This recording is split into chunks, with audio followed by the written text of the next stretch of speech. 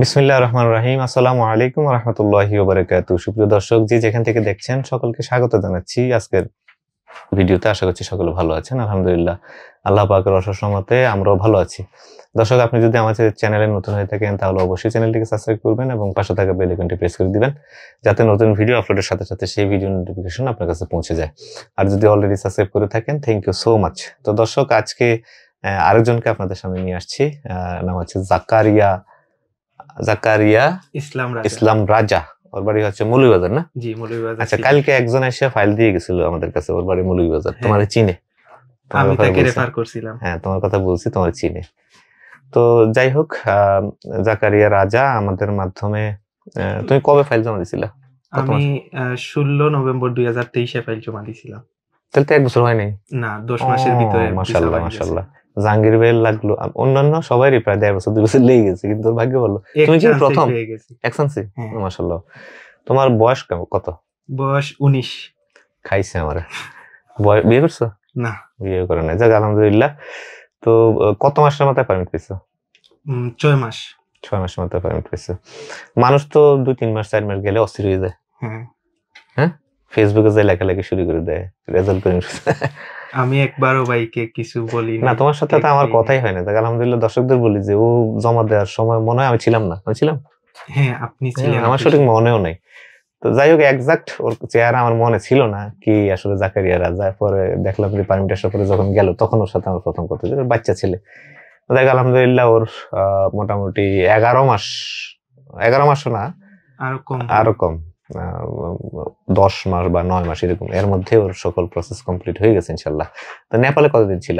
নেপাল 95 দিন ছিল। নেপালে 95 দিন ছিল। আর ভিসা পাওয়ার এই যে ছোট্ট বয়সে প্রথম চান্সে তুমি ভিসা পেয়ে গেলে ক্রোয়েশিয়া, কেমন অনুভূতি? অনুভূতি বলার মতো না ভাই, মানে প্রথম চান্সে এত অল্প বয়সে পেয়ে গেছি আপনার মাধ্যমে, এটা বলে বোঝাতে পারবো না। আর তুমি তো মনে হয় ওখান থেকে ফোন দিয়ে কান্নাকাটি করছিলে, না? হ্যাঁ, মাশাআল্লাহ। কারণ ওইখানে তো নানা জনে নানা কথা বলে বলে ওদেরকে আদমারা করে ফেলছে। একজনে বলে ফেক পারমিট, একজনে বলে ভিসা হবে না, এই না সিনা, এগুলো বলে বলে ওদেরকে আসলে মানসিক ভাবে আদমারা করে ফেলছে। কিছু থাকে এরকম ভাইরাস, যে ওরা নিজেরা মরবে, অন্য কেউ নিয়ে মরবে। তো এগুলোর কারণে হয়তো আমাকে ওরা কখনোই ফোন দেয় নাই। জাকারিয়া আমার ভিসা পাওয়ার কিন্তু কখনোই কল দেয় না। জাহাঙ্গীর ভাই সহ, জাহিদ ভাই সহ আর কয়েকজন আছে, ওরা কখনোই কল দিত না। একজন ছিল, তার অত্যাচারে সবাই অতিষ্ঠ হয়ে গেছে। আল্লাহর রহমতে সে পার হয়েছে। তো জাকারিয়ার সবকিছু কমপ্লিট হয়ে গেছে আলহামদুলিল্লাহ। তোমার ফ্যামিলিতে কি আছে? আমার মা, বাবা, আমার একটা ছোট ভাই। তোমার আব্বা কি করে? আমার আব্বা ব্যবসা আছে। তো পয়সাওয়ালা। দেখ, আলহামদুলিল্লাহ। আর ভাই বোন নাই? হ্যাঁ, ছোট ভাই একটা আছে, মাদ্রাসায় পড়ে। বোন নাই? না না। আচ্ছা, তোমার প্ল্যান কি, যে এই কোম্পানিতে থাকবা না ইতালি পলাইবা? এই কোম্পানিতে মিনিমাম 1 বছর থাকবো, তারপরে অন্য চিন্তা। ইনশাআল্লাহ, আল্লাহ পাক কবুল করুক। তো জাকারিয়ার কাগজপত্রগুলো দিচ্ছি, যেহেতু আগামী দিন 29 তারিখ সকালবেলা তাদের ফ্লাইট। তার সাথে আর 5 জন আছে, মোট 6 জনের একসাথে ফ্লাইট, একই এয়ারলাইন্সে। তো তার ফাইলটা আমরা তাকে বুঝিয়ে দিচ্ছি। এই যে তোমার কাগজপত্র নেওয়া, আর আমাদের দর্শকদেরকে একটু দেখাও কোনটা বিষয় টিষয় সবকিছু ঠিক আছে কিনা।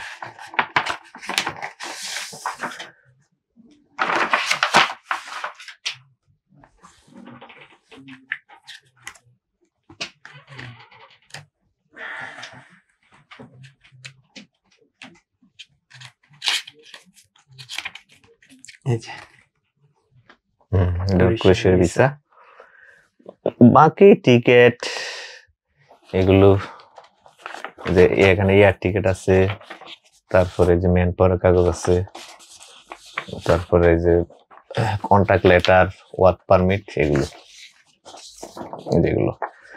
যাই হোক, আর হচ্ছে police clearance, main copy, hard copy, যেটা নেওয়ার জন্য বলি যে ফিঙ্গার সময়টা লাগবে। তো জাকারিয়ার সবকিছু বুঝিয়ে দিলাম। সব বুঝে পাইছি ইনশাল্লাহ? না, ইনশাআল্লাহ। ঠিক আছে, খুব সহি সালামতে যাইবা। আল্লাহ পাক নেক সুন্দর মতো। তোমার সাথে কে আসছে? আমার আব্বু।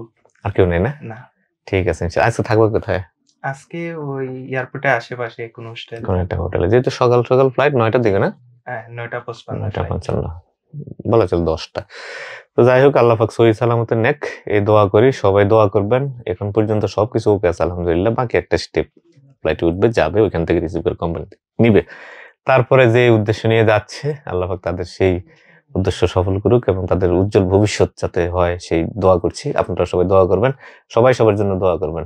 তো জাকারিয়া, তোমাকে অনেক ধন্যবাদ আমাদের সাথে থাকার জন্য। ব্যক্তিগতভাবে কি আমাদের উপর কোনো মনোকষ্ট আছে? না ভাই, কোনো কষ্ট নাই, আপনারা যেভাবে হেল্প থাকলে মাফ করে দিও। আমরাও দালাল, আমরা তো কত কথা এই দেশে বলি না, এগুলা মাথায় রাখো না ইনশাল্লাহ। দালালটা কত কথাই কয়, ঠিক আছে?